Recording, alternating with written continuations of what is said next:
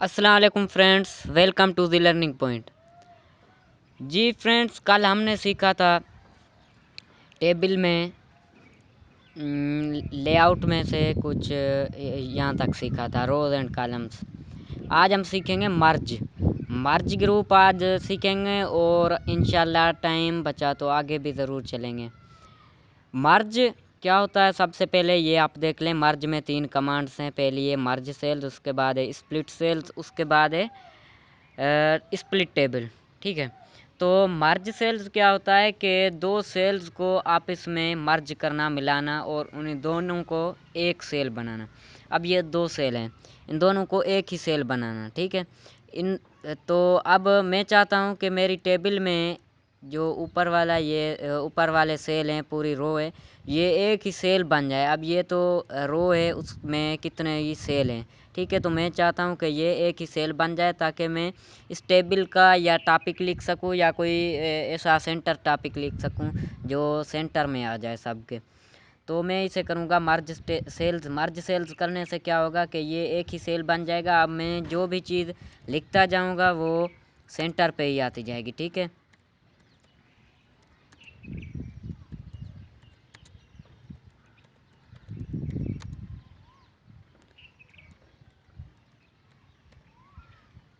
अब ये सेंटर पे ही लिखती चली जा रही है। ये हमने मर्ज सेल्स किया।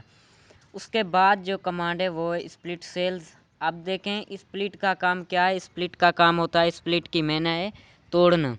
तो स्प्लिट सेल्स मीन्स सेल को तोड़ना। अब ये एक सेल है, हमने किया ये कुछ ज़्यादा सेल मिला के एक सेल बना दिया। अब एक सेल को तोड़ के इसमें से ज़्यादा सेल बनाने हैं, तो आप स्प्लिट सेल्स पे करेंगे। उसके बाद है नंबर ऑफ़ कॉलम के आप इस सेल में नंबर ऑफ़ कॉलम मतलब कि कॉलम कितने देना चाहते हैं।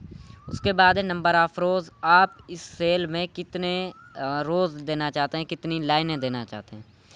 अब मिसाल के तौर पर मैं इसमें 2 कॉलम देना चाहता हूँ और इसमें रोज़ भी 2 देना चाहता हूँ। अब ये 2 रो हैं और 2 कॉलम देख सकते हैं। एक कॉलम, एक ये कॉलम और एक ये, उसके बाद एक रो, दूसरी रो।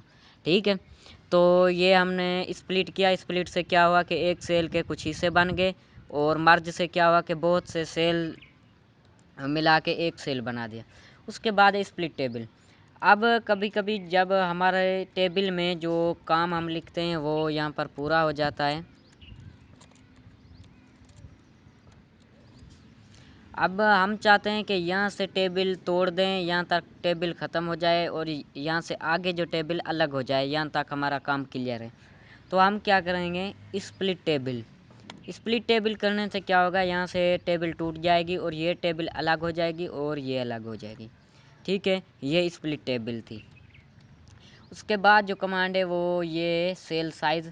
सेल की साइज़ बढ़ेगी। सबसे पहले हाइट, उसके बाद विड्थ। अब हाइट में क्या होगा, हाइट में सेल की साइज़ होगी और विड्थ में कॉलम की साइज़ होगी।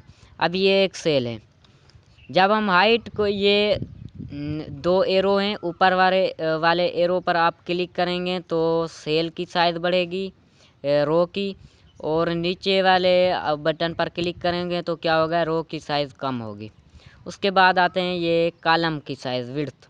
अब यहाँ पर आप क्लिक करेंगे तो कॉलम की साइज़ बढ़ेगी। उसके बाद अगर यहाँ पर करें तो कॉलम की साइज़ कम होती चली जाएगी। ठीक है, उसके बाद एक ऑप्शन आता है,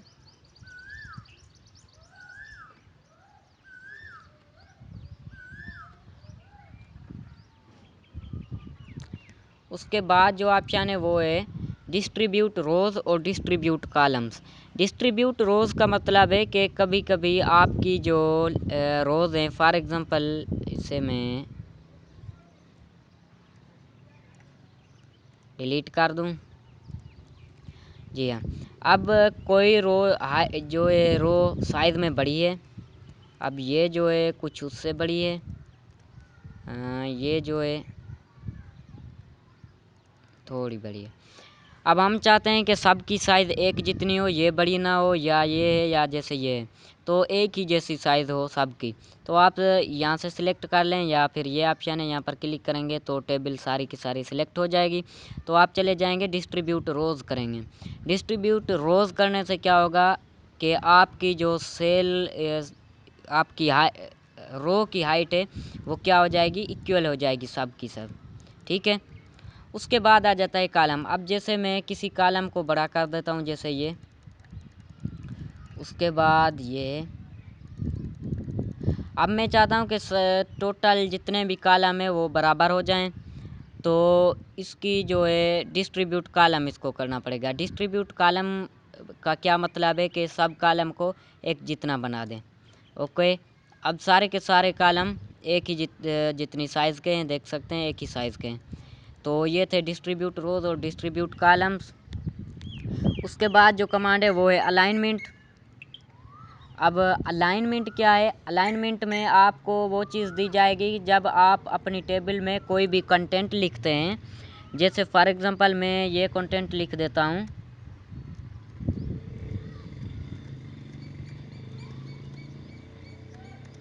अब ये कंटेंट लिखा पड़ा है मेरी टेबल में, तो इसकी कुछ अलाइनमेंट इसमें बनती है। अब आप देख सकते हैं कि ये जो ए है ये पूरा का पूरा, जब ये सेल है तो ये जो ए इसमें कंटेंट लिखा पड़ा है वो इस साइड पे लिखा हुआ है, बाकी का जो सारा का सारा सेल है वो ऐसे फ्री है। तो हम चाहते हैं इसकी जो है कुछ तरतीब हो जाए ताकि ये यहाँ पर ना खड़ा हो, बीच में आ जाए, ताकि ये सेल जो है कुछ सही नहीं लग रहा। तो आप क्या करेंगे, ये आपको दिए गए हैं कुछ, ये 9 ऑप्शन दिए गए हैं आपको।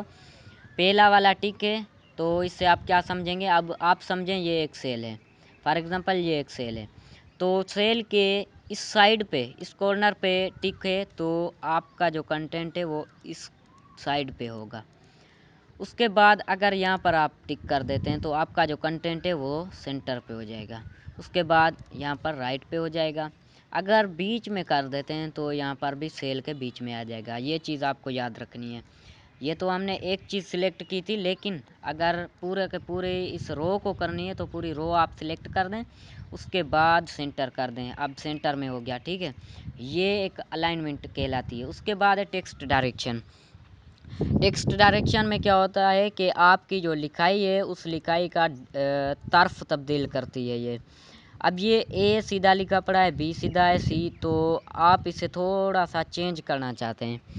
आप क्या करेंगे, टेक्स्ट डायरेक्शन। अब आप देखें लिखाई कैसे, ए बी सी थोड़ी चेंज है ना।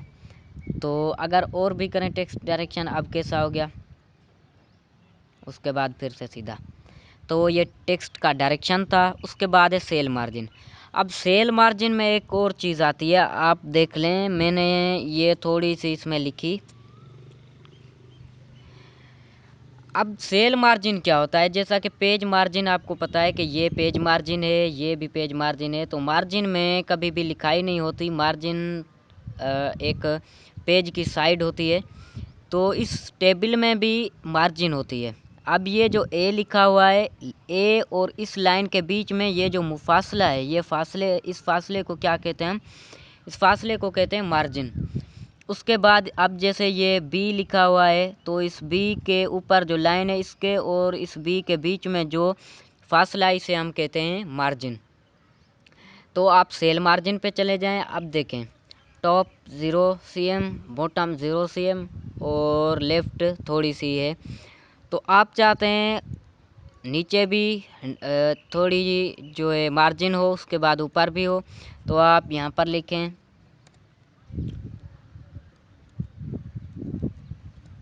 अब ऊपर भी थोड़ी सी मार्जिन है, नीचे भी थोड़ी सी मार्जिन है, लेफ़्ट राइट से भी कुछ कर देते हैं। अब लेफ़्ट राइट पे हम 0 0 कर देते हैं। ठीक है, ओके। अब आप देखें, ये जो ए था पहले इस लाइन से कुछ फासले पे था, अब इससे बिल्कुल मिला हुआ है। और बी के ऊपर ये जो लाइन थी ये इससे मिली हुई थी, लेकिन अब बहुत दूर है। इसका ये मतलब है कि ये इसकी मार्जिन कहलाती है और ये मार्जिन की एडजस्टमेंट है। आपको जहाँ पर अच्छा लगे आप उतनी ही लगा दें। मैंने एक एग्ज़ाम्पल के तौर पर दी। तो आज के लिए लेसन बहुत लंबा हो गया, इंशाल्लाह कल से हम आगे सीखेंगे ये वाली चीज़।